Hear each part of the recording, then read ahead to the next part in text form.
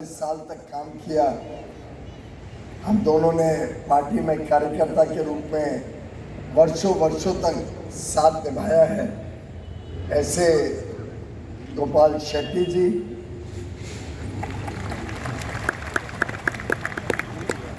यहाँ पर अब मंच इतना बड़ा है कि नाम लेने जाऊंगा, पर सभी सम्मान्य हमारे प्रोफेशन के दिग्गज, हमारे प्रोफेशन के रत्न, central council members, past presidents, आज के कार्यक्रम के आयोजक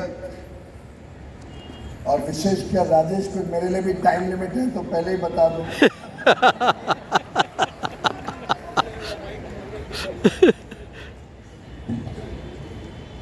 और इस प्रोफेशन को जिन्होंने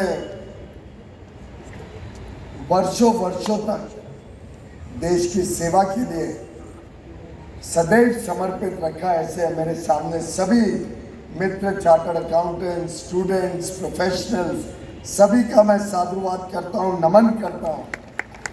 जय Shri Ram. For your immense contribution to the nation, to building a strong and powerful nation with a bright future ahead of us.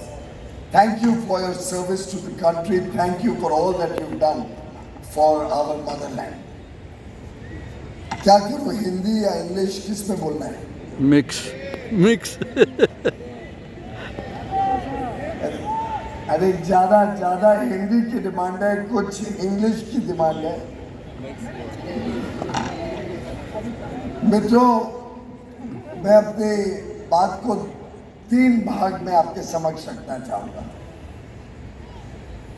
सबसे पहले तो हम सब ने देश को कई वर्षों से अलग अलग दौर से गुजरते हुए देखा है। 1991 के बाद एक विश्व में उम्मीद जगी थी कि शायद भारत अब पुरानी सोच से उभर कर एक नए युग में प्रवेश करेगा।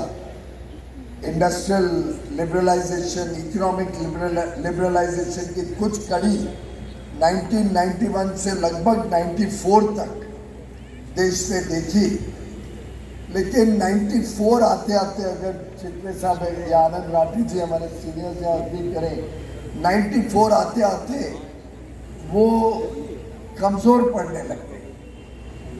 इनिशियल थ्रस्ट ऑफ लिबरलाइजेशन के बाद देश फिर एक बार एक अनिश्चितता, एक अनसर्टेनिटी के काल में चला गया।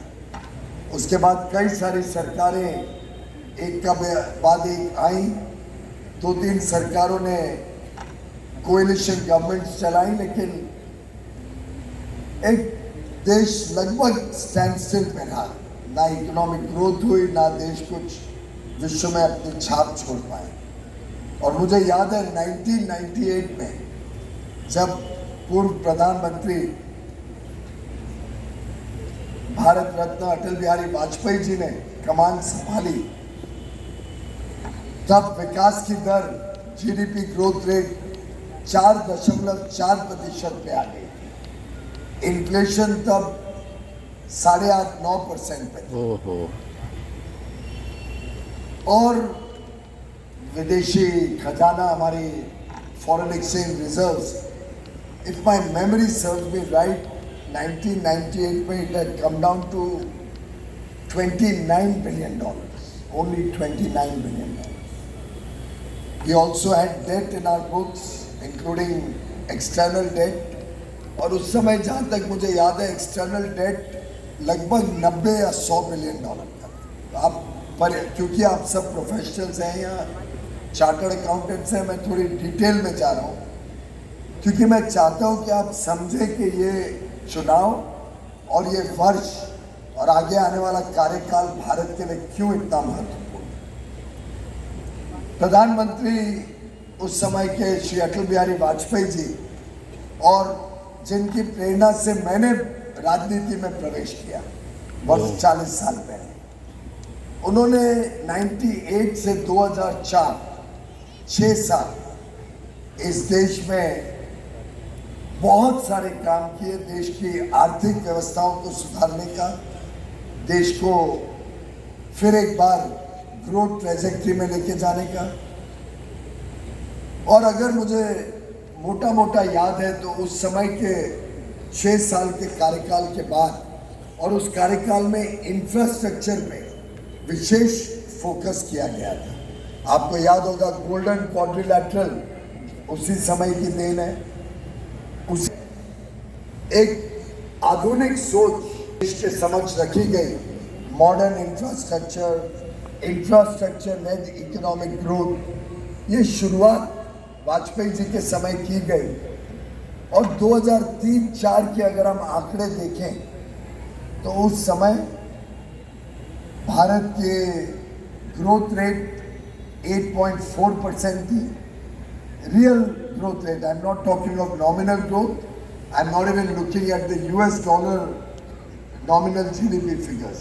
Real growth on constant Honorable Minister for State numbers or was Central at Government, 8.4%, Piyush twice what he inherited. at Mumbai Borivali Similarly, foreign exchange reserves, विदेशी मुद्रा, in a 29 बिलियन से बढ़ capital के, market if my memory again panel serves me discussion right, meet. $104 billion तक गई। लगभग 3.5 गुना foreign exchange reserves बढ़े थे without an increase in forex date.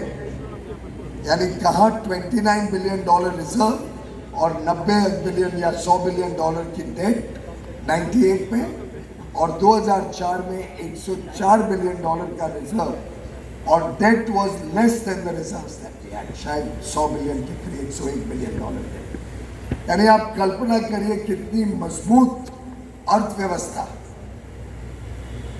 उस समय 2004 में बनाने का काम वाजपेयी जी ने किया था। Inflation was also under control और देश में पॉजिटिविटी का माहौल था।